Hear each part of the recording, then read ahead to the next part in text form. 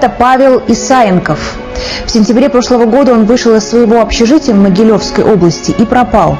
Эта история тоже уже звучала во время одного из наших телемостов. Но нам кажется правильным, чтобы ее увидели все наши зрители. Смотрите.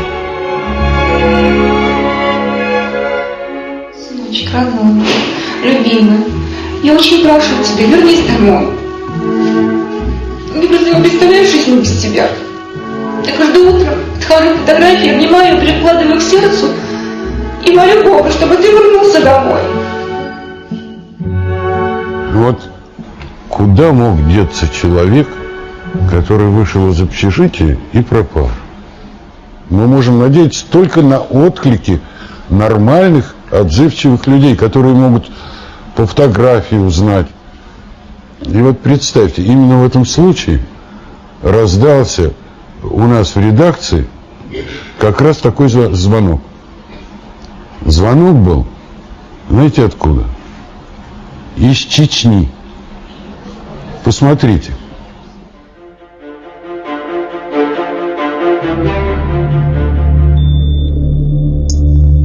С напарником выехали на административный участок, и при обходе административного участка вдоль трассы шел незнакомый мужчина, одет был явно не по сезону, неопрятного вида, на ногах были резиновые шлепанцы.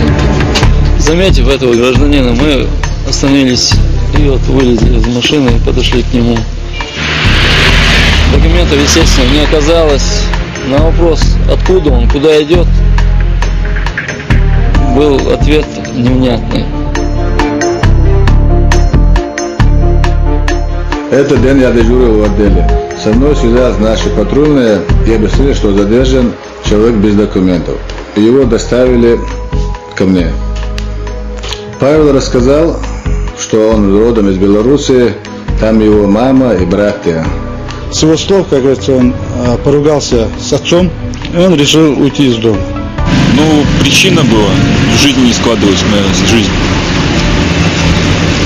Ну, я долго говорил, что все, я ухожу из семьи.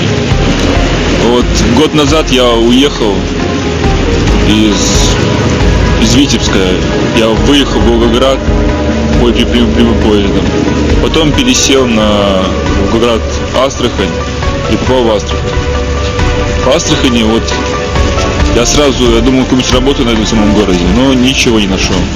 И я, наверное, 3-4 бродил по Астрахани. И потом пошел в степь и попал на животноводческую точку. Ну вот там подастся какой-нибудь баранов, коров пасут. Вот я где-то месяцев 8 пас коров, баранов там в разных местах. И потом он попал в Чечню. Я даже не знаю точно, где граница начинается. Здесь его язык нет, и Чечня. Я спросил у него, почему именно в Чечню. Ну, на юг его потянуло. Говорит, здесь теплее.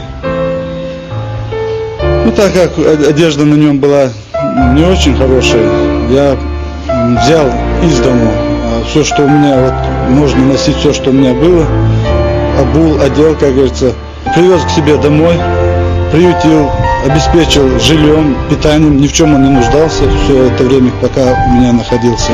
Когда я жил в Беларуси, я про чеченский народ ничего не знал, кроме того, что война здесь была. До сих пор Чеченская республика являлась республикой, где люди в основном пропадают и теряются их следы.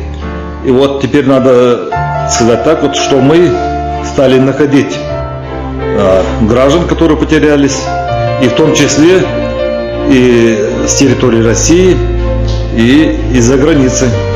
Именно в Чечне на него, как говорится, обратили внимание. Почему вот все эти регионы, откуда он перешел, добрался он до Чечни. Почему-то именно в Чечне обратили на него внимание, и обули, и накормили, и приняли все необходимые меры для того, чтобы человека вернуть к себе домой. Разговаривали с матерью, разговаривали с Москвой. В общем-то, он ищет на сайте «Жди меня», там есть его фотография, то есть все данные совпали. Прости меня, мам, за то, что я ушел из дома. Я жалею об этом.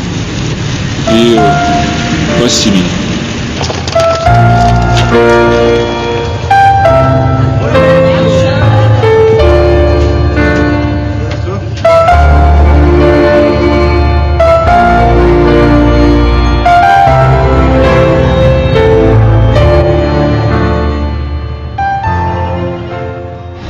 Вот так и нашелся Павел, за что огромное отдельное спасибо милиционерам Гудермесского района Чечни.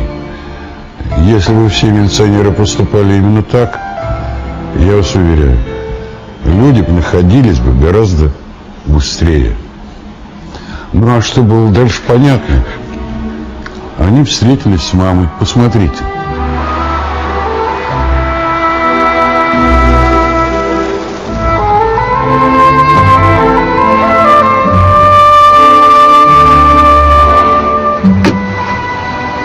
Перед тем, как мне сообщили, что нашелся Павел,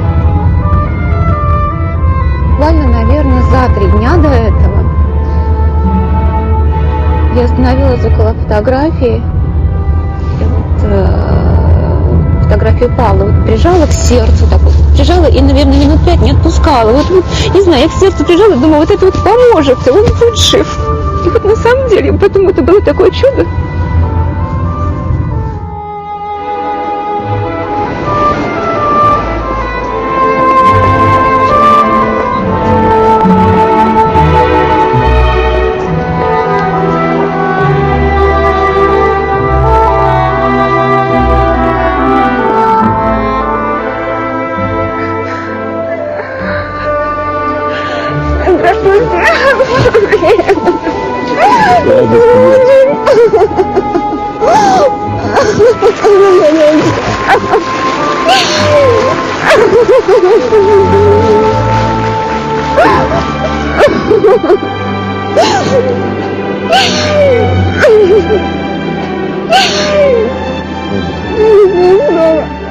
Мама – это самый дорогой человек на свете.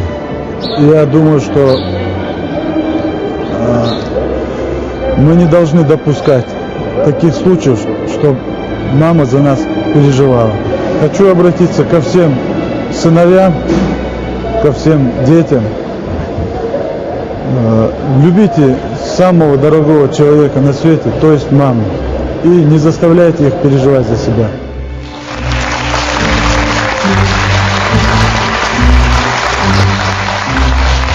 Вы знаете, мне очень хочется сказать отдельное спасибо вот этому милиционеру из Чечни, которого вы только что видели на экране, потому что он не только обогрел, дал приют, не только, но он его привез в Москву потом, потому что он боялся, что в дороге с ним что-нибудь случится.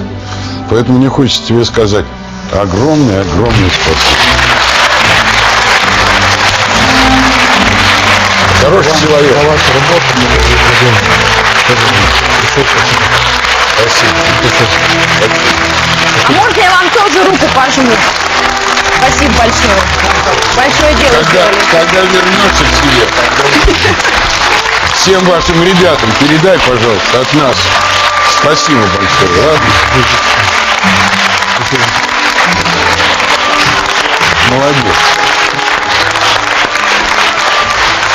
Если бы все милиционеры, да просто люди, ну, так относились друг к другу, жизнь была бы, ну, лучше у нас была бы жизнь.